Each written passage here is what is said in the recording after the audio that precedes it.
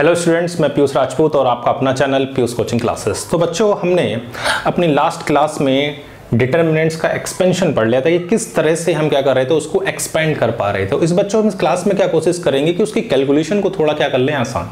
तो मैंने आपको लास्ट क्लास में बताया था कि हम कोशिश कर रहे थे कि उसकी रो के या कॉलम के मैक्सिमम एलिमेंट्स को क्या बना सकें, जीरो। तो उन्हीं प्रॉपर्टीज का आज हम यूज करके उसकी कैलकुलेशन को हम बच्चों क्या करेंगे, आसान करेंगे। उसके एक्सपेंशन को क्या करेंगे, आसान करेंगे। तो हम आज पढ़ने जा रहे हैं प्रॉपर्टीज ऑफ डिटर्मिनेंट्स। क्लियर है बात? तो सबसे पहली प्रॉपर्टी क्या है, नंबर 1 है प्रॉपर्टी फर्स्ट। प्रॉपर्टी फर्स्ट क्या कहती है बच्चों की, अगर आपके पास जो डिटर्मिनेंट है उसकी रोज और कॉलम को हम क्या करते हैं, इंटरचेंज कर दें, यानी कि रोज और कॉलम को क्या करते हैं, इंटरचेंज कर दें, तो उसकी डिटर्मिनेंट की वैल्यू में कोई चेंज नहीं होता।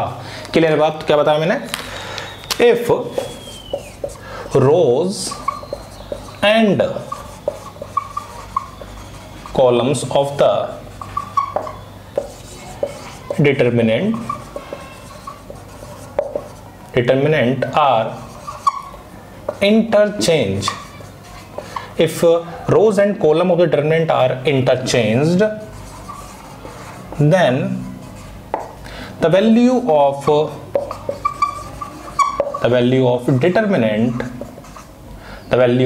determinant remains unchanged।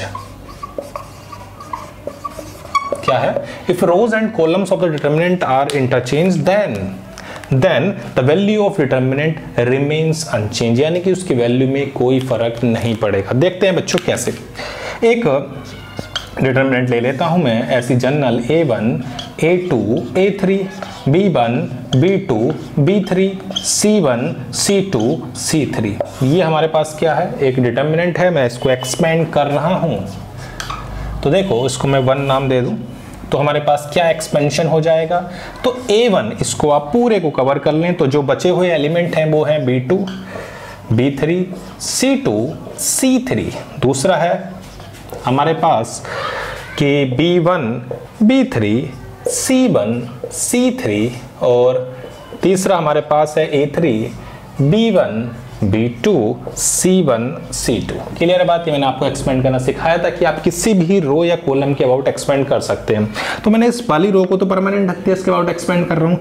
First row को ढका तो क्या एलिमेंट दिख रहे हैं, B2 B3 C2 C3 B2 B3 C2 C3। फिर इस वाली रो को तो क्या है, B1 B3 C1 C3, फिर इसको B1 B2 और C1 C2। क्लियर है? चलो भाई सिंप्लीफाई करते हैं। A1 B2 C3 minus B3 C2, A2 B1 C3 minus C1 B3 plus A3 B1 C2 minus B2 C1। Clear है बात इतनी? अब इसके हम मल्टीप्लाई करते हैं तो क्या मिलेगा, A1 B2 C3 A1 B3 C2 minus A2 B1 C3 plus A2 C1 B3 plus A3 B1 C2 minus A3 B2 C1। Clear है बात इतनी? तो ये बच्चों हमारा डिटर्मिनेंट निकल गया। अब मैं क्या कर रहा हूं, प्रॉपर्टी हमारी क्या कह रही है कि अगर आप रोज और कॉलम को इंटरचेंज कर दो। ठीक है बच्चों, करते हैं। तो ये बन जाएगा A1 A2 A3 B1 B2 B3 C1 C2 C3। Clear है बात? हमने रोज और कॉलम को क्या कर दिया, इंटरचेंज कर दिया। बच्चों इसे एक्सपेंड करते हैं A1, इसको हम फर्स्ट रो के अबाउट ही कर रहे हैं। तो यहाँ आएगा B2 C2 B3 C3। अब आएगा हमारे पास B1। ठीक है बच्चों, तो क्या मिलेगा, A2 C2 A3 C3 C1 A2 B2 A3 B3। Clear है बात इतनी?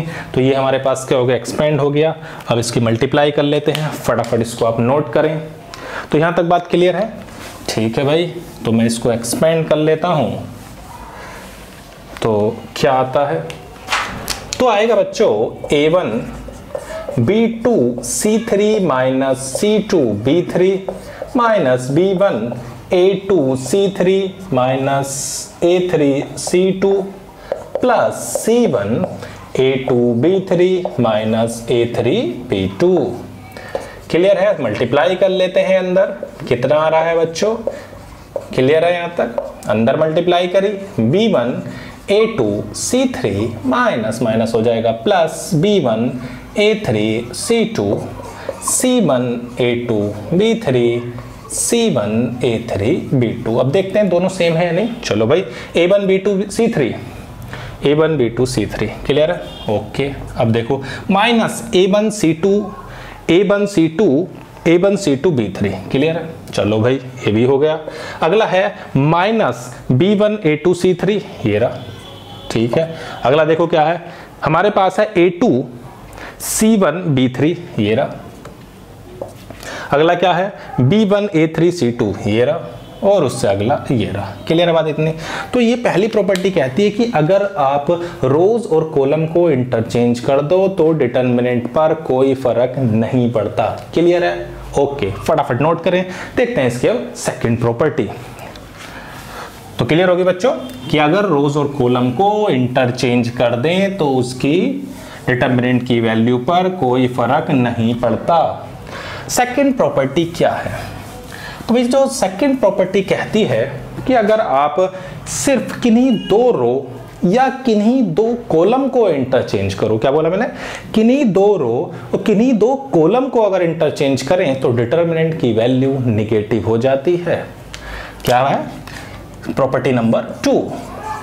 तो प्रॉपर्टी 2 कहती है इफ एनी टू रोज या columns are interchange, if any two rows or column are interchanged, then sign of determinant changes। Clear है बात? यानी जो उसका साइन होगा वो चेंज हो जाएगा। अगर प्लस है तो माइनस हो जाएगा और माइनस है तो प्लस हो जाएगा। देखते हैं, अभी मैंने आपको लिया था del 1, तो देखो क्या आया था। ये हमारा डिटरमिनेंट है, इसको हम कुछ भी ले सकते हैं, A1 A2 A3 B1 B2 B3 C1 C2 C3। बिल्कुल वैसे ही एक्सपेंड कर रहा हूं जैसा अभी किया था। A1 कितना आएगा, B2 B3 C2 C3 minus A2 B1 B3 C1 C3 plus A3 B1 B2 C1 C2। Clear है? यहाँ तक बिल्कुल वही करा है, कुछ अंतर नहीं है इसमें। ठीक है भाई, अब थोड़ा सा इसकी मल्टीप्लाई कर लेते हैं। A1 कितना हो गया, B2 C3 minus B3 C2 minus A2 B1 C3 C1 B3 plus A3 B1 C2 minus C1 B2। Clear है यहाँ तक बात? कोई दिक्कत वाली बात? चलो भाई, अब A1 B2 C3 A1 B3 C2 A2 B1 C3 A2 C1 B3 and A3 B1 C2 A3 C1 B2। Clear बात? ये हमारा एक्सपेंशन हो गया किसका? इसका। अब मैं क्या कर रहा हूँ, किन्हीं दो रो को चेंज कर रहा हूँ। किसको? किन्हीं भी दो रो को। मैं इन दोनों को चेंज कर दे रहा हूँ। ऊपर B1 B2 B3 A1 A2 A3 C1 C2 C3। Clear है बात इतनी? कोई दिक्कत वाली बात नहीं। चलो भाई, एक्सपेंशन करते हैं। B1 कितना हो गया, A2 A3 C2 C3। Clear है इतनी बात? चलो भाई, B2 पे आते हैं। हमारे पास कितना हो जाएगा, A1 A3 C1 C3 कितना हो जाएगा, A1 A2 C1 C2। Clear है? चलो भाई, करते हैं multiply. A2 C3 C2 A3। Clear है? चलो भाई, माइनस B2 A1 C3 और C1 A3 प्लस B3 देखेंगे तो कितना आएगा A1 C2 और C1 A2। क्लियर है? अब इसकी ये मल्टीप्लाई कर लेते हैं, फटाफट इसे नोट करो, मैं इसको थोड़ा सा जगह बना दे रहा हूँ।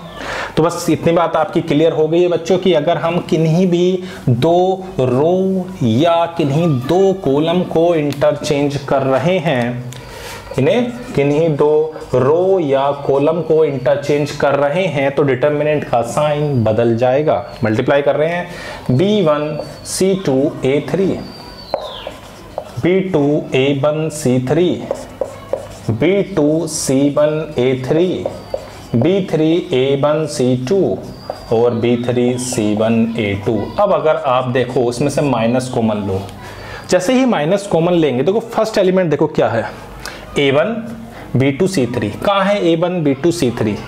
A1 B2 C3 देखो माइनस है तो क्या हो जाएगा बच्चों, प्लस।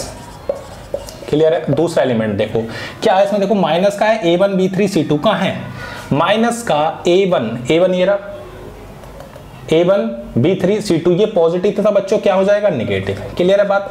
अगर मैं माइनस कॉमन ले लूं तो बच्चों आपको वही डिटरमिनेंट दिखाई देगा जो डिटरमिनेंट आपका पहले आया था। क्लियर है बात? कोई दिक्कत? क्लियर है? तो देखो हमारे पास हो गया A1 B2 C3 minus A1 B3 C2 minus A2 B1 C3 A2 C1 B3 and this. Clear है?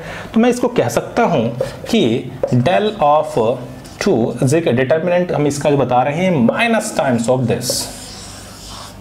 क्लियर है इतनी बात? तो मैंने क्या बताया कि सबसे पहली प्रॉपर्टी बच्चों बताई कि अगर जितनी भी रोज है उनको कॉलम से इंटरचेंज करें तो डिटरमिनेंट की वैल्यू सेम है, लेकिन अगर किन्हीं दो रो या किन्हीं दो कॉलम को चेंज करते हैं तो बच्चों डिटरमिनेंट की वैल्यू माइनस हो है तो प्लस और प्लस है तो माइनस, यानी कि साइन क्या हो जाता है, चेंज। क्लियर है इतनी बात? फटाफट नोट करें, देखते हैं थर्ड प्रॉपर्टी। देखो बच्चों थर्ड प्रॉपर्टी क्या कहती है?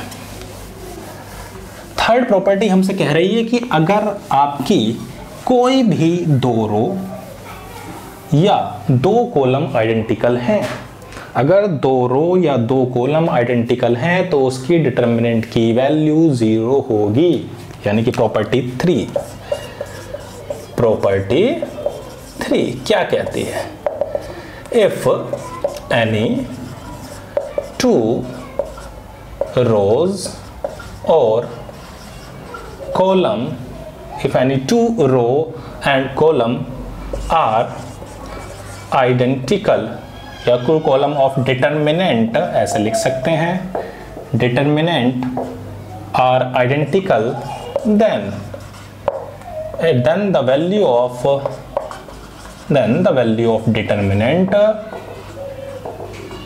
क्या, then the value of determinant is equal to 0।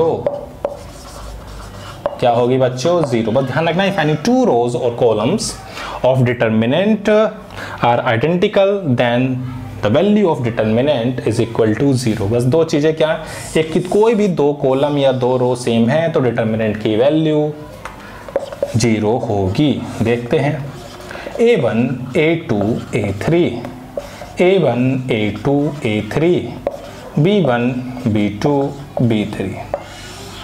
Clear है बात इतनी? तो क्या करा, दो रो हमने क्या कर दी बच्चों, सेम कर दी। एक्सपेंड कर लेते हैं इसको, क्या होगा A1 इसकी मल्टीप्लाई इसमें और इसकी इसमें, मैं चलो एक बार एक्सपेंड कर ही देता हूँ। A2 A3 B2 B3 A2 करते हैं अब, तो हमारे पास कितना आ जाएगा बच्चों, A1 B3। ठीक है बच्चों? अब अगर लिखें A3 को तो आएगा A1 A2 B1 B2। Clear है?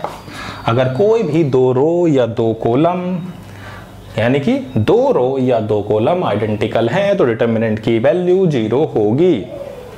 ठीक है भाई? अब देखो मल्टीप्लाई करते हैं A1 A2 B3 A3 B2 A1 B3 B1 A3 A1 B2 B1 A2।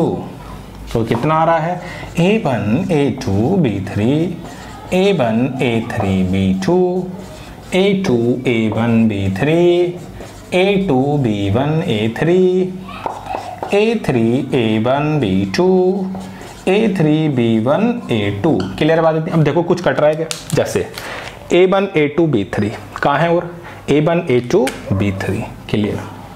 अगला A1 A3 B2 और अगला A2 A3 और ये कैंसिल, तो क्या वैल्यू आ गई डिटरमिनेंट की बच्चों, 0।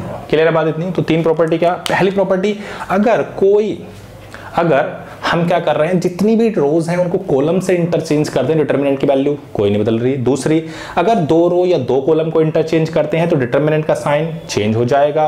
और तीसरी, अगर दो रोज या दो कॉलम, कोई दो रो या दो कॉलम आइडेंटिकल हैं तो उसकी डिटरमिनेंट की वैल्यू बच्चों क्या होगी, 0 होगी। क्लियर है।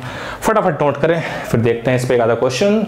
तो देखो, अगर इस प्रॉपर्टी पे अगर क्वेश्चन देखें तो बहुत सारे बन सकते हैं, जो हम सीधा कह सकते हैं कि उसके डिटरमिनेंट की वैल्यू 0 होगी, क्योंकि भाई देखो आइडेंटिकल हैं।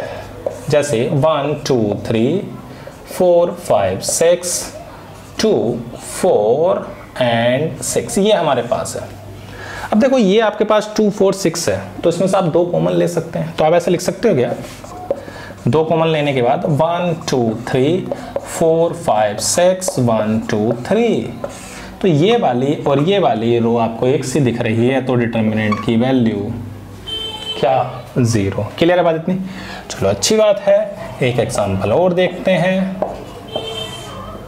आपसे कहा जाए जैसे 5 की पावर 1 5 की पावर 2 5 की पावर 3 5 की पावर 2 5 की पावर 3 5 की पावर 4 5 की पावर 3 5 की पावर 4 और 5 की पावर 5 ये दे दिया जाए और आपसे पूछा है इसकी वैल्यू, तो आप क्या करोगे, देखो इसमें से क्या कॉमन आ सकता है, 5, इसमें से 5 स्क्वायर, इसमें से 5 की क्यूब ले लो कॉमन, 5 की 1 5 की 2 और 5 की 3, यहाँ बचेगा 1, यहाँ बचेगा 5 और यहाँ बचेगा 5 स्क्वायर, इसमें क्या बचेगा 1 5 5 स्क्वायर, इसमें क्या बचेगा 5 1 5 और 5 स्क्वायर। अब आप समझ गए क्या, सेम है भाई, ये वाली और ये वाली या तीनों ही कह रहा है, इसमें तो तीनों ही सेम हो गई, तो वैल्यू क्या हो गई बच्चों, 0।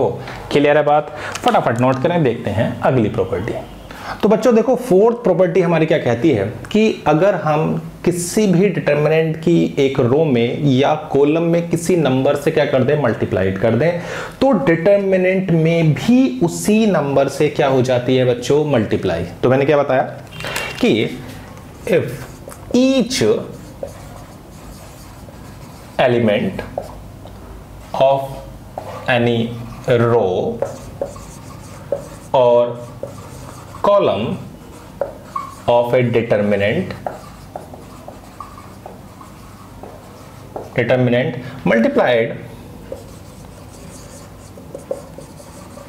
multiplied by constant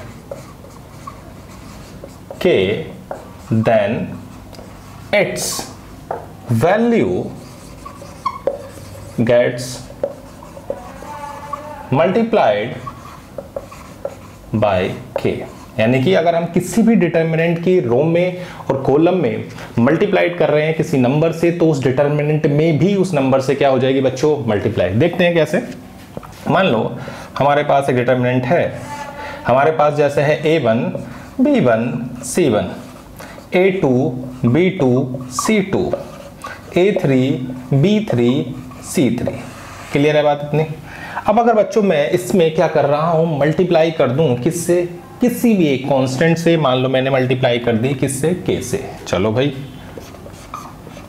एक रो में कर दी, k A1 k B1 k C1 A2 B2 C2 A3 B3 और C3। क्लियर है इतनी बात, ओके। अब बच्चों इसको एक्सपेंड कर लेते हैं, किसको, इसको। देखो भाई कितना आता है, तो k A1 B2 C3 minus C2 B3 minus के B1, अब हमारे पास मल्टीप्लाई इसमें तो कितना आ जाएगा बच्चों, A2C3 माइनस A3C2, उसके बाद के C1 A2B3 minus A3B2। Clear है इतनी बात। अब चाहो तो बच्चों आप इस पूरे में से के कॉमन ले सकते हो, तो क्या आ जाएगा, A1 B2C3 minus C2B3 minus B1 A2C3 minus A3C2 plus C1 A2B3 minus A3B2। Clear है बात इतनी। तो ये, अब ये क्या है बच्चों, इसे ध्यान से देखो, ये अगर आप देखोगे तो ये है क्या, ये बच्चों डिटर्मिनेंट है किसका, दिस। इसकी अगर आप देखोगे तो ये वैल्यू है डेल, हम ऐसे लिख सकते हैं डिटर्मिनेंट ऑफ दिस, तो यही आ गया। तो बच्चों क्या हुई प्रॉपर्टी कि अगर आप किसी भी डिटर्मिनेंट की रो में या कॉलम में किसी कांस्टेंट से मल्टीप्लाइड करते हो तो बच्चों उसके डिटर्मिनेंट में भी उसी नंबर या कांस्टेंट से मल्टीप्लाइड हो जाती है। क्लियर है इतनी बात, कोई दिक्कत तो नहीं। फटाफट लिखें फोर्थ प्रॉपर्टी। तो मैंने अब तक आपको बच्चों कौन कौन सी प्रॉपर्टी बता दी। सबसे पहले मैंने आपको बताया कि अगर आपके पास कोई डिटर्मिनेंट है, उसमें आप रो और कॉलम को इंटरचेंज करो तो ऐसा करने पर डिटर्मिनेंट की वैल्यू में कोई चेंज नहीं होता। क्लियर है इतनी बात। फिर मैंने दूसरा बताया कि अगर आप किन्हीं दो रो या दो कॉलम को इंटरचेंज करते हो तो डिटर्मिनेंट का साइन चेंज हो जाता है, और अगर डिटर्मिनेंट में कोई भी दो रो और दो कॉलम सेम है तो डिटर्मिनेंट की वैल्यू 0 होगी। फिर बताया कि आप किसी भी डिटर्मिनेंट की रो में और कॉलम में किसी नंबर से मल्टीप्लाइड करते हो तो बच्चों डिटर्मिनेंट में भी उस नंबर से क्या होती है, मल्टीप्लाई। इतनी बात क्लियर है। फटाफट लिखें, देखते हैं प्रॉपर्टी नंबर 5। तो देखो बच्चों 5 प्रॉपर्टी क्या कहती है। अभी मैंने आपको जब मैट्रिक्स पढ़ाया था तो उसमें एक ट्रायंगुलर मैट्रिक्स बताया था। तो अगर मैं किसी ट्रायंगुलर मैट्रिक्स का डिटर्मिनेंट निकालता हूं तो वो क्या होता है, वो इस प्रॉपर्टी से हम देखेंगे। तो मैं कह सकता हूं कि मेरे पास एक क्या है, एक मैट्रिक्स है, triangular matrix is a triangular matrix of n order n। तो इसका जो डिटर्मिनेंट होता है बच्चों वो होता है A11, A22, A33 and so on ANN। ये होता है बच्चों। क्लियर है। जैसे एग्जांपल से मैं आपको समझाता हूं। अगर मान लो आपके पास एक अपर ट्रायंगुलर मैट्रिक्स है, उसका आप डिटर्मिनेंट अगर निकाल रहे हैं, ये है मान लो, ठीक है। अगर आप प्रॉपर्टी लगाते तो आप सीधा सीधा 2 × 5 × 7 करते। चलो भाई एक्सपेंड भी करके देख लेते हैं। अगर बच्चों इसका एक्सपेंशन करें तो देखो 2, इसके बाद हमारे पास 5 6 0 7 -3 0 6 0 7 +4 0 5 0 0। क्लियर है बात इतनी, ठीक है। अब जो सोल्व करेंगे तो 5 × 7, बाकी सारे एलिमेंट आपके क्या आएंगे 0। तो देखो वही प्रॉपर्टी आ गई, नहीं आ गई, A11 A22 A33। तो जब भी आपको अपर ट्रायंगुलर या लोअर ट्रायंगुलर मैट्रिक्स, कोई सा भी ट्रायंगुलर मैट्रिक्स है, तो अगर आप उसको डिटर्मिनेंट निकाल रहे हैं तो डिटर्मिनेंट सिर्फ उसके जो भी आपके डायगोनल एलिमेंट्स आ रहे हैं इनका ही प्रोडक्ट है, A11 A22 A33 and so on. Clear है इतनी बात। फटाफट लिखें, प्रॉपर्टी होगी हमारी कौन सी, 5। क्लियर है। अब देखो प्रॉपर्टी नंबर 6 क्या है। आपको मैंने स्क्यू सिमेट्रिक मैट्रिक्स बताया था। क्या था, अगर आप किसी भी मैट्रिक्स का डिटर्मिनेंट निकालें और वो माइनस टाइम्स आ जाए बच्चों, क्या आ जाए, माइनस टाइम्स। तो बच्चों देखो 6 प्रॉपर्टी क्या है कि अगर आपके पास कोई भी स्क्यू सिमेट्रिक मैट्रिक्स गिवन है, क्या है skew symmetric. Skew symmetric matrix क्या होते थे, ऐसे मैट्रिक्स अगर जिसका हम ट्रांसपोज करें और ट्रांसपोज करने के बाद वो माइनस टाइम्स आ जाए तो हम उसको क्या बोलते थे, स्क्यू सिमेट्रिक। यानी कि A = minus of A dash, यानी कि A transpose = minus of A, ये कह सकते हैं। अगर हम स्क्यू सिमेट्रिक मैट्रिक्स का डिटर्मिनेंट निकालते हैं और वो बच्चों ओड ऑर्डर का है, किसका है? ओड ऑर्डर का, तो उसके डिटर्मिनेंट की वैल्यू 0 होती है। तो क्या बताया मैंने? Determinant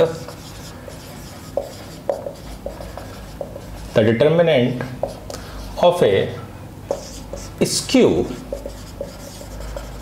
symmetric matrix of odd order is equal to 0.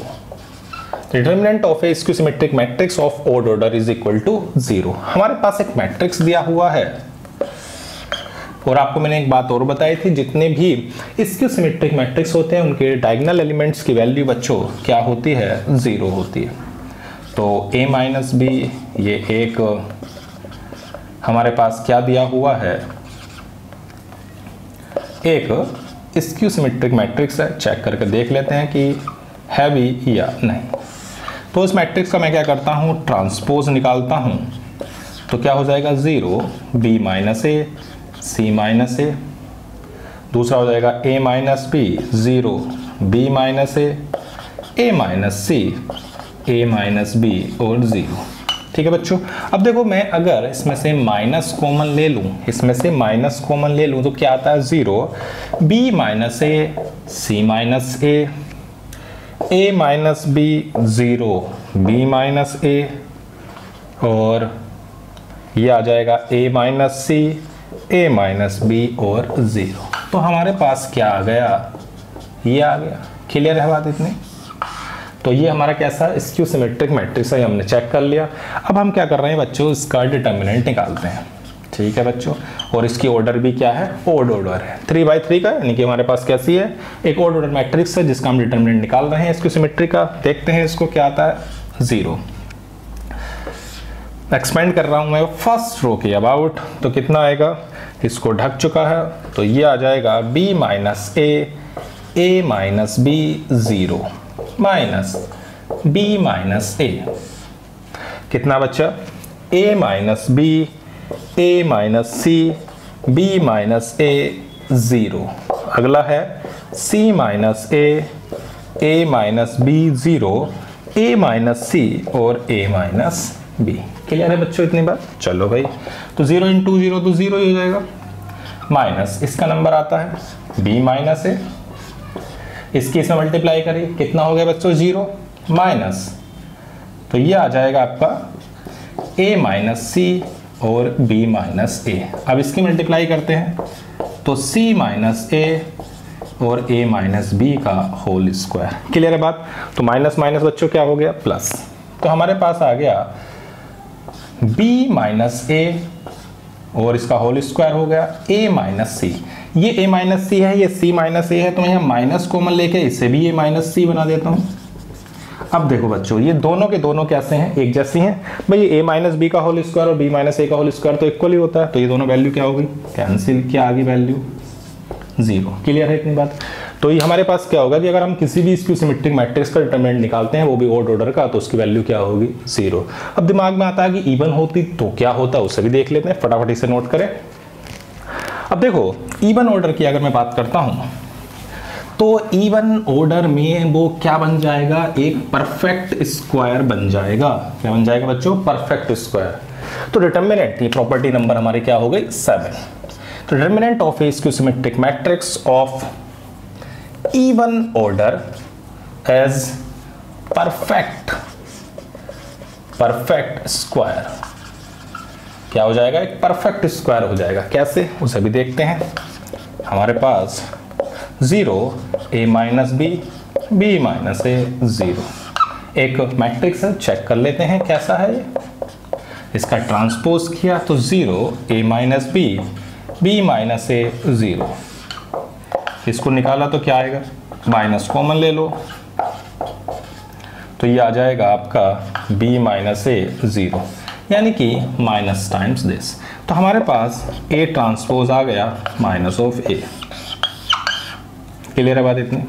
तो हमारे पास एक स्क्यू सिमेट्रिक मैट्रिक्स है, वो भी किस ऑर्डर का है? इवन का। अब इसका डिटरमिनेंट निकालते हैं तो बच्चों क्या आएगा? 0 माइनस a माइनस बी और b माइनस ए। तो क्या मैं इसको a माइनस बी का होल स्क्वायर लिख सकता हूं? तो हो गई प्रूफ कि भाई अगर कोई भी skew symmetric matrix even order का है तो उसके डिटर्मिनेंट की वैल्यू एक परफेक्ट स्क्वायर होगी। क्लियर? कोई दिक्कत वाली बात? चलो भाई बहुत अच्छी बात है। तो हमारी कौन कितनी प्रॉपर्टी होगी? 7 प्रॉपर्टी हमारी पूरी हो गई है। अब हम देख रहे हैं अपनी 8th प्रॉपर्टी, फटाफट नोट करें। तो बच्चों देखो 8th प्रॉपर्टी क्या कहती है? ये कहती है कि अगर आपका एक डिटर्मिनेंट है जिसमें हो सकता है कि सभी एलिमेंट्स, हो सकता है कुछ एलिमेंट्स किसके फॉर्म में रिप्रेजेंट हो रहे हैं, उन्हें हम एक्सप्रेस कर रहे हैं किसकी फॉर्म में? सम ऑफ 2 टर्म्स की। तो उसके डिटर्मिनेंट को भी हम सम ऑफ 2 टर्म्स में क्या कर सकते हैं? रिप्रेजेंट कर सकते हैं। चलो मैं आपको बता रहा हूं क्या है। तो ये कहता है कि इफ सम और all elements of a row or column of a determinant are expressed as a sum of 2 or more terms, then its determinant can expressed as a sum of 2 or more determinants। Clear है बात इतनी?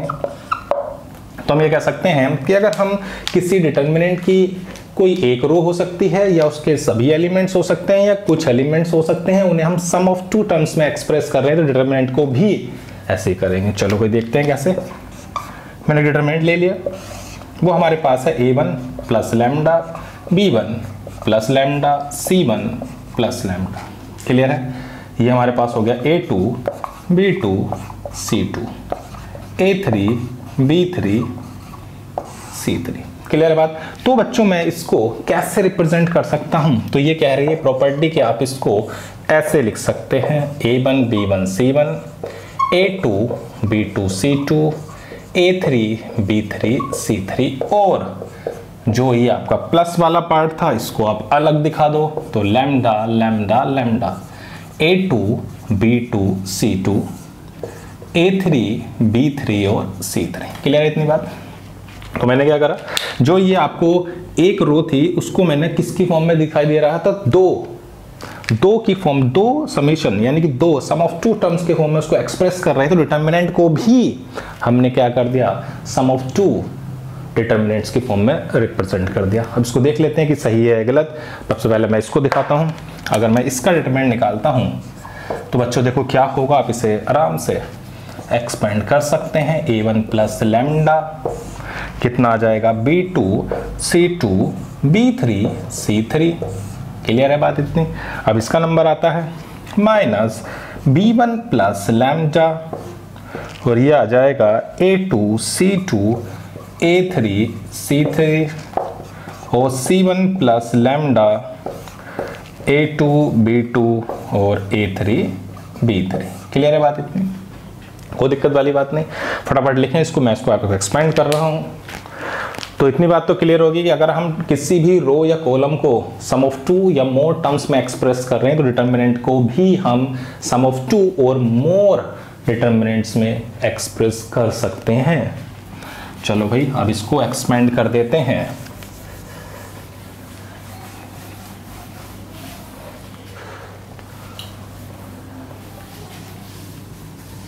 तो ये आता है हमारे पास a1 plus lambda b2 c3 minus c2 b3 b1 plus lambda a2 c3 a3 c2 c1 plus lambda a2 b3 और a3 b2। Clear है बात इतनी? चलो भाई अब मैंने मल्टीप्लाई कर दी। अब देखो a1 में मल्टीप्लाई करेंगे तो B2C3 माइनस C2B3 और लैम्डा वाला टर्म अलग लिख दिया, B2C3 और C2B3। ऐसे नीचे B1 A2C3 और A3C2, लैम्डा वाला टर्म एक तरफ लिख दिया, A2C3 माइनस A3C2, C1 वाला टर्म एक तरफ लिख दिया, A3B2 plus lambda A2B3 A3B2। Clear है बात इतनी? अब देखो, अगर मैं लैम्डा वाले टर्म एक तरफ कर देता हूं, बिना लैम्डा वाले टर्म एक तरफ, A1 B2C3 C2B3 minus B1 A2C3 A3C2 C1 A2B3 minus A3B2। और जो लैम्डा वाले हैं उसे कॉमन लेके अलग लिख देता हूं। जो हमारे पास ये है लैम्डा वाले, ये क्या हो जाएंगे, लैम्डा B2C3 C2B3 और माइनस के लैम्डा A2C3 A3C2 प्लस के लैम्डा A2B3 और A3B2। क्लियर है इतनी बात? तो ये हमने एक्सपेंड कर दिया है। अब अगर आप ध्यान से देखो तो जो पहला आपको एक्सपेंशन दिख रहा है, ये कौन सा वाला, ये वाला फर्स्ट, ये एक्चुअल में है क्या? तो ये एक्चुअल में यही तो है, इसी का तो एक्सपेंशन है या नहीं भाई? A1 B1 और C1 इसका एक्सपेंशन। और दूसरा अगर देखोगे ध्यान से तो बच्चों वो क्या है, ये है A2 B2 C2 A3 B3 और C3। क्लियर है बात इतनी? वो दिक्कत वाली बात नहीं। तो मैंने क्या बताया कि अगर आपकी कोई भी या तो सभी एलिमेंट्स या कुछ एलिमेंट्स किसी भी रो के या कॉलम के एक्सप्रेस हो रहे हैं सम ऑफ 2 और मोर टर्म्स में, तो हम डिटर्मिनेंट को भी एक्सप्रेस कर सकते हैं सम ऑफ 2 और मोर डिटर्मिनेंट्स में। क्लियर है बात इतनी? फटाफट इसको नोट करें, देखते हैं इसका एक एग्जांपल। तो बच्चों हमारे पास ऐसे बहुत सारे हो जाते हैं जिससे हम बहुत आसानी से क्वेश्चन को कर सकते हैं। जैसे भाई आपके पास एक एग्जांपल है कि आपको इसका डिटर्मिनेंट निकालना है, तो आपका है जैसे A B C A plus 2x B plus 2y C plus 2z and x y z। ठीक है बच्चों, तो आप क्या कर सकते हैं, इसको ऐसे लिख सकते हैं A B C x y z। दूसरा हो जाएगा A B C 2x 2y 2z x y z। Clear है बात इतनी? अब देखो इसमें से आप 2 को कॉमन ले लो बच्चों। क्या ले लो? Common. A B C x y z A B C x y z x y z। Clear है बच्चों? अब देखो मैंने आपको बताया था एक प्रॉपर्टी में अगर किसी भी डिटर्मिनेंट की 2 रो आइडेंटिकल है या 2 कॉलम आइडेंटिकल है तो डिटर्मिनेंट की वैल्यू क्या होती है, 0। यहां देखो दोनों सेम है और यहां पर ये दोनों सेम है, तो दोनों की वैल्यू क्या हो गई, 0। कितना आसान होगा इस प्रॉपर्टी का यूज करके। क्लियर है इतनी बात? फटाफट नोट करें, देखते हैं नेक्स्ट प्रॉपर्टी। तो बच्चों नेक्स्ट हम प्रॉपर्टी देख रहे हैं कि अगर हम डिटर्मिनेंट में डिफरेंट ऑपरेशंस परफॉर्म करें, मतलब किसी रो में से किसी दूसरी रो को माइनस करें या कुछ ऐड करें या मल्टीप्लाई करके ऐड करें, तो डिटर्मिनेंट की वैल्यू में कोई चेंज नहीं होता। यानी कि हम डिफरेंट ऑपरेशन अगर परफॉर्म कर रहे हैं तो डिटर्मिनेंट की वैल्यू सेम रहती है। क्लियर बात इतनी? चलो मैं देखता हूँ और बताता हूँ एक एग्जाम्पल से। If two each elements of a row or column of determinant if to each element of a row or column of determinant multiplies of a corresponding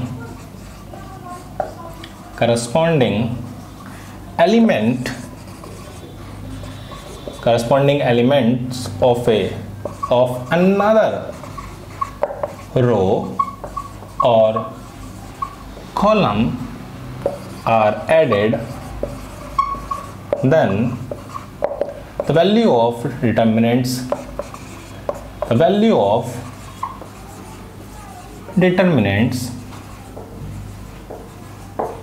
remains same। Clear बात इतनी? या आप ये भी कह सकते हैं दूसरी लैंग्वेज में, the value of determinant remains same if we apply operation। Clear बात है कि अगर हम क्या कर रहे हैं, एक डिटर्मिनेंट ऐसे ही निकाल रहे हैं, सीधा सीधा एक्सपेंशन करके एक में ऑपरेशंस परफॉर्म करके तब डिटर्मिनेंट को निकाल रहे हैं, तो क्या होगा, उन दोनों की वैल्यू वैसे की वैसी रहेगी, सेम रहेगी। ठीक है बच्चों, यानी कि आप उसमें कोई भी ऑपरेशन लगाएं, कोई सा भी, जो भी आपका मन हो, चाहे रो ऑपरेशन लगाएं या कॉलम ऑपरेशन लगाएं, उसकी डिटर्मिनेंट की वैल्यू पर कोई फर्क नहीं पड़ेगा। क्लियर है इतनी बात? इसे लिखें, फिर मैं आपको एक एग्जांपल से इसको एक्सप्लेन करता हूं कि किस तरह से फर्क नहीं पड़ रहा है। एक इंपॉर्टेंट क्वेश्चन भी है ये बोर्ड के पॉइंट ऑफ व्यू से। तो देखो बच्चों, एग्जांपल है कि आपको इसका डिटर्मिनेंट निकालना है। ठीक है बच्चों, और आपने क्या करा, इसको सीधा एक्सपेंड कर दिया बिना किसी ऑपरेशंस को परफॉर्म किए। ठीक है भाई, एक्सपेंड करते हैं। पहली फर्स्ट रो के अबाउट में क्या कर रहा हूं, इसको एक्सपेंड कर रहा हूं, तो हो जाएगा बी स्क्वायर सी स्क्वायर बी स्क्वायर सी स्क्वायर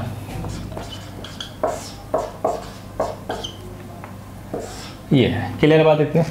चलो भाई मल्टीप्लाई करते हैं, तो B square C minus a C square B square A square C minus B. Clear बच्चों इतनी बात? चलो भाई इसकी मल्टीप्लाई कर देते हैं, बी स्क्वायर सी ए सी स्क्वायर माइनस माइनस हो गया प्लस ए स्क्वायर सी और ए स्क्वायर बी। अब देखो मैं क्या करना चाह रहा हूँ, पूरे में एक ही चीज़ बना लेते हैं। जैसे देखो ये बच्चों क्या है, बी सी स्क्वायर, और ये क्या है, माइनस ए सी स्क्वायर। कुछ कॉमन है? हाँ जी कॉमन है, क्या, सी स्क्वायर। तो मैंने सी स्क्वायर कॉमन लिया, बच गया बी माइनस ए। अब इसे देखो, इसमें बी स्क्वायर सी, तो ऐसा ढूंढो जिसमें भी सी हो, तो इन दोनों में से आप सी कॉमन ले लो, तो बचेगा A square minus B square. Clear बच्चों? अब इन दोनों में से देखो क्या कॉमन आ रहा है, तो हमारे पास जो बचे हुए हैं वो है ए बी। अगर मैं ए बी कॉमन लूंगा तो बचेगा बी माइनस ए। पूरे में से कुछ कॉमन है तो मैं ए माइनस बी कॉमन ले लेता हूँ, यहाँ माइनस का सी स्क्वायर। अब देखो बच्चों, ए स्क्वायर माइनस बी स्क्वायर का फॉर्मूला होता है ए माइनस बी और ए प्लस बी, तो क्या बचा, ए प्लस बी। क्लियर है? अब देखो इसमें से भी कुछ कॉमन आ जाएगा, देखते हैं, minus c square a c plus b C minus a b. Clear है? अब देखो मैंने क्या करा, इन दोनों में से कॉमन ले लिया, किसको, माइनस सी को, तो क्या बचेगा सी माइनस ए।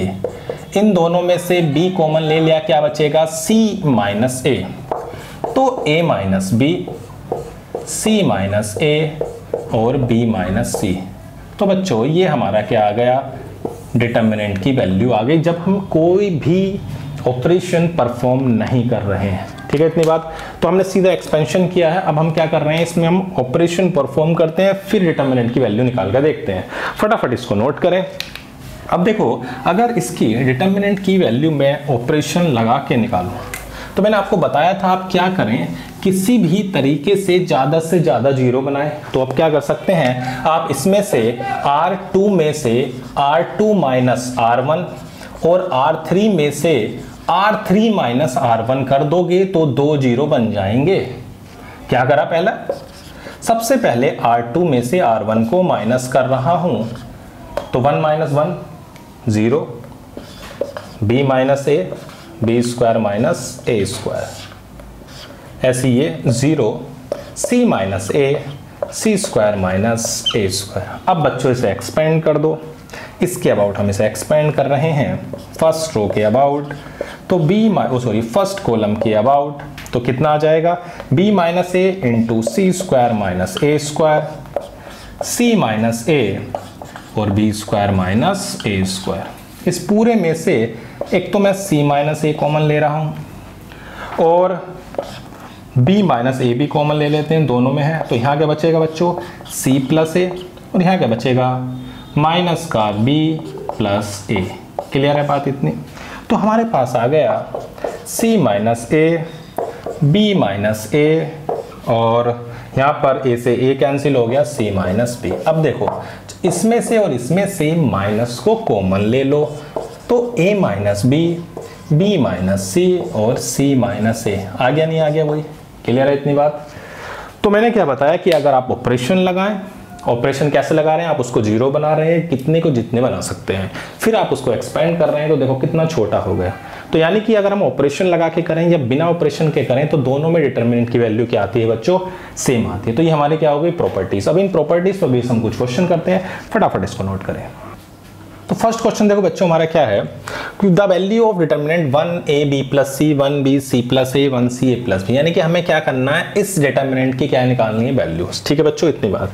हमें दिमाग में अपनी जितनी भी प्रॉपर्टीज थी, सारी प्रॉपर्टीज को अपने दिमाग में रखना है, उन्हीं का यूज करना है। देखो बच्चों सबसे पहले देखो क्या आपके दिमाग में आता है कि आप इसमें जीरो ही बना सकते हैं, या फिर अब देखो अगर मैं इन दोनों को ऐड कर दूं, किसको बच्चों, अगर मैं फर्स्ट क्वेश्चन को अगर हम देख रहे हैं तो मैं C2 में C3 को ऐड कर रहा हूं, तो उससे फायदा क्या होगा, तो 1 1 1 a plus b plus c, b plus c plus a, c plus a plus b, b plus c, c plus a और a प्लस b।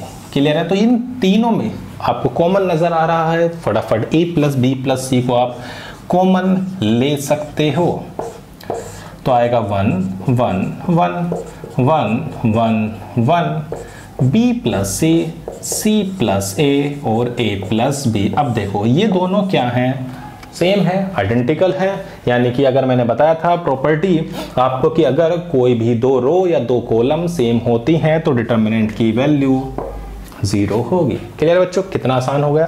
फटाफट देखें हमारे पास, देखो जो सेकंड क्वेश्चन क्या कह रहा है, अगर आप सेकंड क्वेश्चन पे ध्यान दें तो कह रहा है if omega is a complex cube root of unity then the value. आपने क्लास 11th में क्यूब रूट ऑफ यूनिटी देखा होगा, हो सकता है आप भूल गए हो, मैं आपको थोड़ा सा याद दिला दूं कि अगर आपके पास x हमें निकालना था 1 का क्या बच्चों, क्यूब रूट, तो मैं ऐसा लिख सकता था क्या, x की cube minus 1 is equal to 0। Clear है। इसके फैक्टर करते हैं तो x minus 1 x square plus 1 plus x।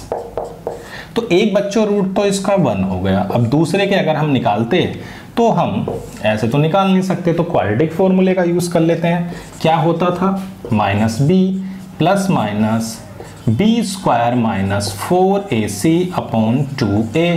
ठीक है बच्चों, अब लगाते हैं इसमें, तो माइनस के 1 प्लस माइनस 1 माइनस के कितने हो जाएंगे, 4 अपॉन 2।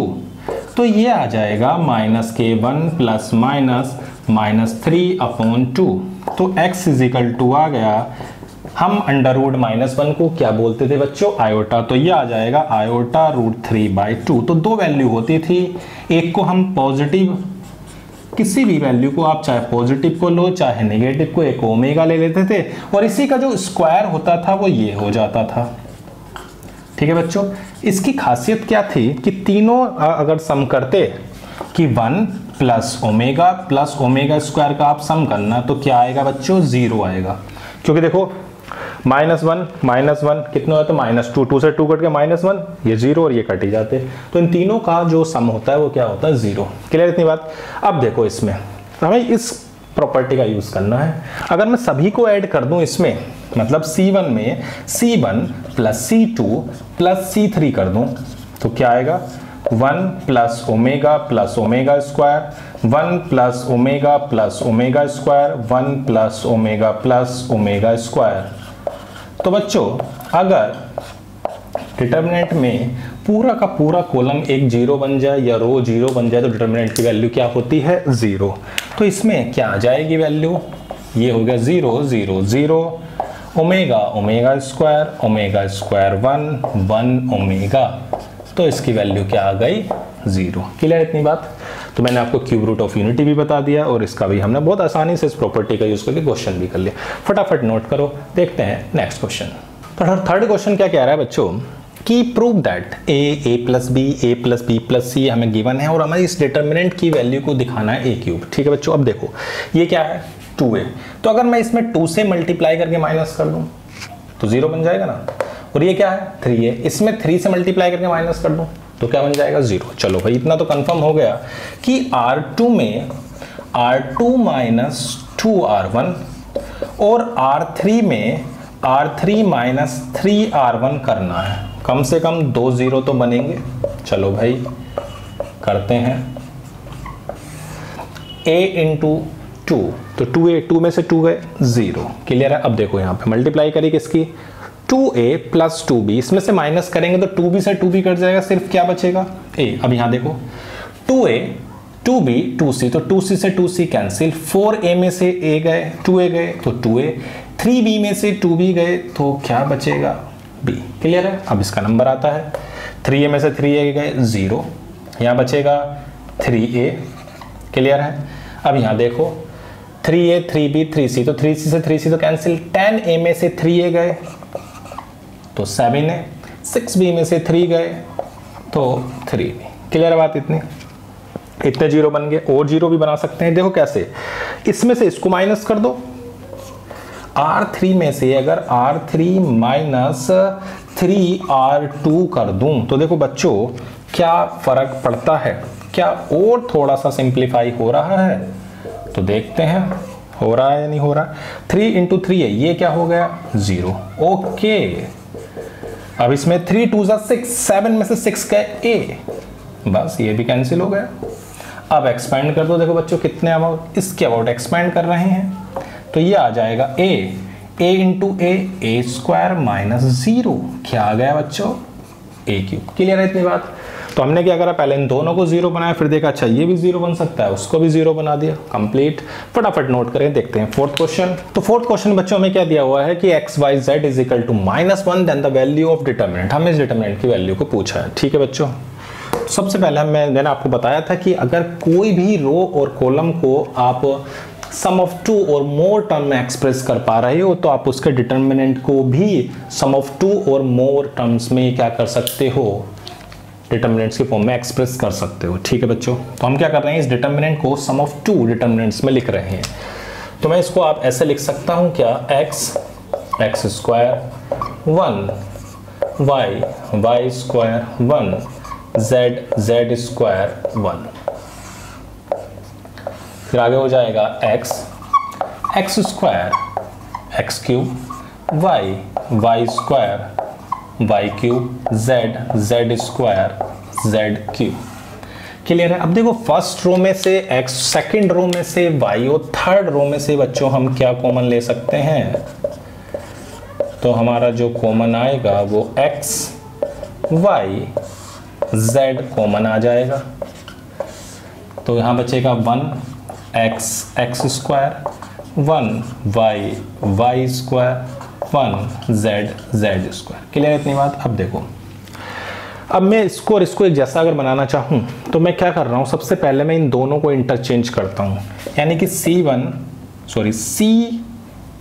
किस को कर देते हैं, C2 और C3 को इंटरचेंज करें इन डिटर्मिनेंट फर्स्ट में, जो 1 डिटर्मिनेंट है उसमें कर रहे हैं, इसमें कुछ नहीं कर रहे हैं। तो ये आएगा -x, ये तो उधर चला गया, 1 x square y z 1 y square z square, ये हो जाएगा x y z 1 x square 1 y square 1 z square. Clear है बात इतनी।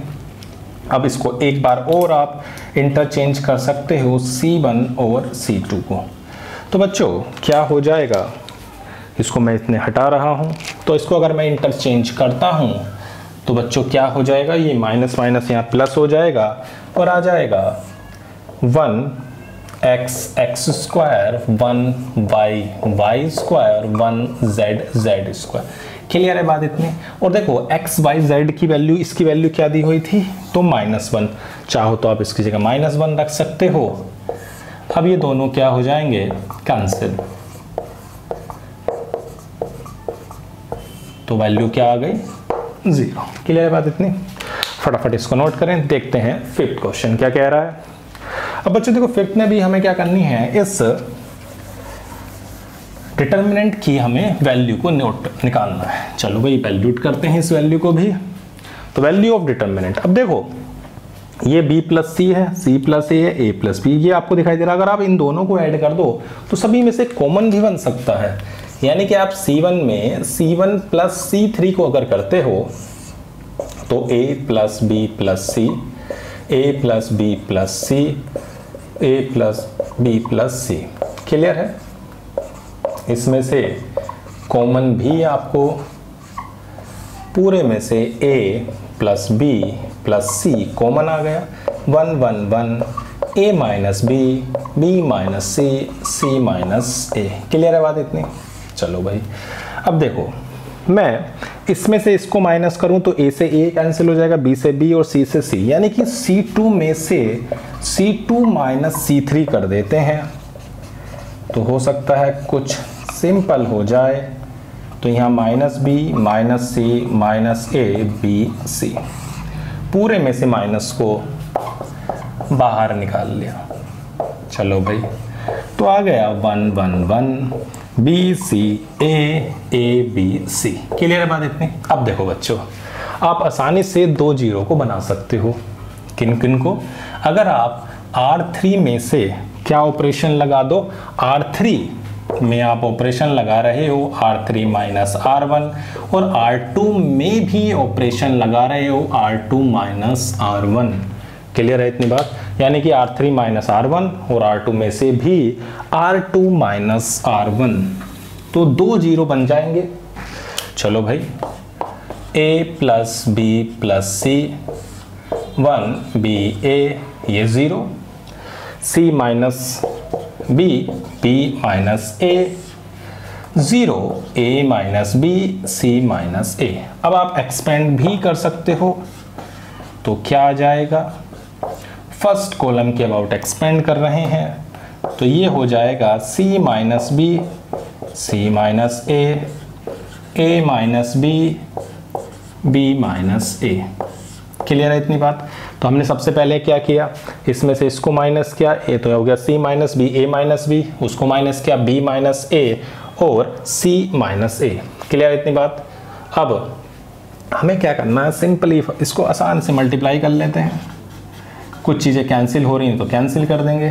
तो c into c, c square minus a c minus B c plus a b, और ये आ जाएगा a इंटू बी माइनस का ए बी प्लस का ए स्क्वायर प्लस का बी स्क्वायर और माइनस का ए बी। अब देखो कुछ कट रहे हैं तो उन्हें काट दो, जैसे ए बी से ए बी कट रहा है। क्या बचा, माइनस का a plus B plus c, a square plus b square plus c square minus a b minus B c और माइनस सी ए। क्लियर है बात इतनी। तो ये हमारे पास क्या होगा, इसका एक्सप्लेनेशन। क्लियर है। फटाफट नोट करें, देखते हैं नेक्स्ट क्वेश्चन। तो बच्चों क्वेश्चंस में हमें क्या दिया हुआ है कि a b c with a positive not all equal the value of determinant. हमसे डिटर्मिनेंट की वैल्यू पूछी है कि ये पॉजिटिव होगा या निगेटिव होगा या 0 होगा, इन सब से पूछा। तो हमें सबसे पहले देखो क्या करना है, मैं अगर इन सभी को ऐड कर दूं तो हो सकता है कि कुछ कॉमन आपको बन जाए। यानी कि अगर C1 में C1 plus C2 plus C3 कर दिया जाए तो देखो बच्चों A plus B plus c, A plus B plus c, A plus B plus c, b c, c a B.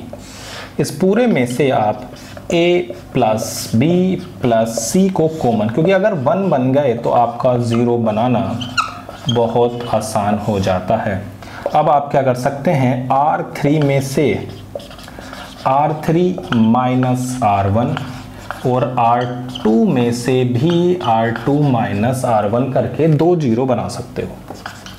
तो आ जाएगा A plus B plus C, 1 में से 1 गया तो ये आएगा 1BC 0, C minus B A minus C 0, A minus B B minus C। अब इसको एक्सपेंड कर दो फर्स्ट रो कॉलम के अबाउट। तो पहले कॉलम के अबाउट हम इसे एक्सपेंड करेंगे तो इन दोनों की multiply, C minus B B minus C A minus B और A माइनस C। क्लियर है बात इतनी? चलो भाई, अब A plus B plus C, अब इसमें से माइनस कॉमन लेके इसे हम B माइनस C का होल स्क्वायर और ये A माइनस B और A माइनस C, पूरे में से माइनस को बाहर कॉमन ले लिया। ये कितना हो गया बच्चों, B square plus C square minus 2BC minus हो जाएगा आपका कितना, ये A स्क्वायर। ठीक है बच्चों, अच्छा ये तो प्लस हो गया, माइनस कॉमन लिया था तो A into A square minus AC और माइनस हो जाएगा BA और minus minus plus BC। Clear है बात? सिंपल मल्टीप्लाई करिए। अब देखो A plus B plus C, clear है, B square plus C square plus A square, इन दोनों में से माइनस कर दिया, माइनस BC माइनस AB, ये आपका बच गया। अब देखो मैं अगर इसे परफेक्ट स्क्वायर बनाऊं तो तभी बना सकता हूं जब इस सभी में मैं 2 से मल्टीप्लाई कर रहा हूं और 2 से डिवाइड क्यों कर रहा हूं, ताकि मैं उसका परफेक्ट स्क्वायर बना सकूं। क्या बना सके? Perfect square. तो परफेक्ट स्क्वायर बनाने के लिए 2 से मल्टीप्लाई कर दिया और 2 से डिवाइड। अब देखो ये आपका, इसे देखो ये आपको दिखाई दे रहा है 2AB, तो एक A स्क्वायर ये रहा, B स्क्वायर ये रहा, तो एक फॉर्मूला बन जाएगा A square plus B square और इसको ले लिया 2AB को। ठीक है बच्चों, और एक बार किसको ले लिया, B square plus C square minus 2BC और एक बार ले लिया A square C square minus 2AC। Clear बात इतनी? इसको मैंने 2B स्क्वायर को 2 में तोड़ दिया, B स्क्वायर में 2C स्क्वायर को भी 2 में स्प्लिट कर दिया और A स्क्वायर को भी 2 में। तो आपका जो ये होगा एक परफेक्ट स्क्वायर बन रहा होगा, इसको आप फटाफट नोट कर सकते हैं। तो परफेक्ट स्क्वायर अगर देखें तो सभी टर्म आपके कैसे आ गए, पॉजिटिव आ गए, यानी कि यहाँ बन जाएगा A माइनस B का whole square, B minus C का होल स्क्वायर और C माइनस A का होल स्क्वायर, ये आ गए। तो ये कैसे टर्म है बच्चों, सभी पॉजिटिव है, और ये भी कैसे हैं, सभी पॉजिटिव है। तो पॉजिटिव निगेटिव क्या आंसर आ गया। तो इसका जो डिटर्मिनेंट होगा वो बच्चों कैसा होगा, नेगेटिव होगा। क्लियर है बात इतनी? फटाफट नोट करें, देखते हैं नेक्स्ट क्वेश्चन। तो ये बोर्ड के पॉइंट ऑफ व्यू से सबसे इंपॉर्टेंट क्वेश्चन है बच्चों। तो हम क्या कर रहे हैं, सबसे पहले हम देखो हमें लाना क्या है, पहले उस पर नजर डालते हैं। तो अगर हम देखें तो इसमें हमें डिनोमिनेटर में ABC है, वो तभी आ सकता है जब हम क्या करें, इसमें से कॉमन लें। अगर मैं फर्स्ट रो में से A, सेकेंड में से B और थर्ड में से C कॉमन ले लूं तो बच्चों देखो क्या होगा, यहाँ पर इसके डिनोमिनेटर में आ जाएगा, ऐसे सेकेंड में करा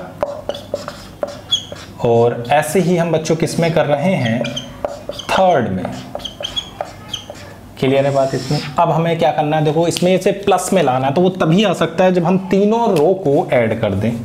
तो R1 plus R2 plus R3 तो हो गया ABC, आ जाएगा 1 upon A, 1 upon B, 1 upon C, 1 upon A, 1 upon B, 1 upon C, 1 upon A, 1 upon B, 1 upon C। यहाँ हो गया 1 upon B, 1 upon C, 1 upon B, 1 upon C, 1 upon B, 1 upon C। इस पूरे में से अगर common लें तो बच्चों आ जाएगा A B C, 1 plus 1 upon A, 1 upon B, 1 upon C। क्या बचा, 1 upon B, 1 upon C, 1 upon B, 1 upon C, 1 upon B, 1 upon 1 plus 1/c। ठीक है बच्चों, अब देखो हमें 0 बनाने, तो मैं क्या करूँ, इसमें से इसको और इसमें से इसको माइनस कर दूँ, तभी 0 बन सकते हैं। यानी कि अगर C2 में से C2 माइनस C1 और C3 में से भी C3 माइनस C1 कर दें तो बच्चों क्या आएगा, देखो माइनस करने पर क्या हो रहा है, 1/b 1/c। अब देखो 1 में से 1 गया 0, इसमें से इसको माइनस करेंगे 1, यहाँ पर भी 0, 1 में से 1 गया 0, 1/b में से 1/b 0, और यहाँ पर अब सिंपल इसको एक्सपेंड कर दो, ABC 1 प्लस 1/a 1/b और 1/c। जब एक्सपेंड करेंगे तो आएगा 1 × 1। तो यही आ गया हमारा। क्लियर है बात इतनी? तो सबसे इंपॉर्टेंट क्वेश्चन है पॉइंट्स के बोर्ड के पॉइंट ऑफ व्यू से। तो बच्चों इस क्लास में हमने क्या देखा, जितनी भी डिटर्मिनेंट की प्रॉपर्टीज थी सारी प्रॉपर्टीज देखी, उस पर कुछ इंपॉर्टेंट क्वेश्चंस किए। तो बच्चों इस क्लास में सिर्फ इतना ही। Thank you.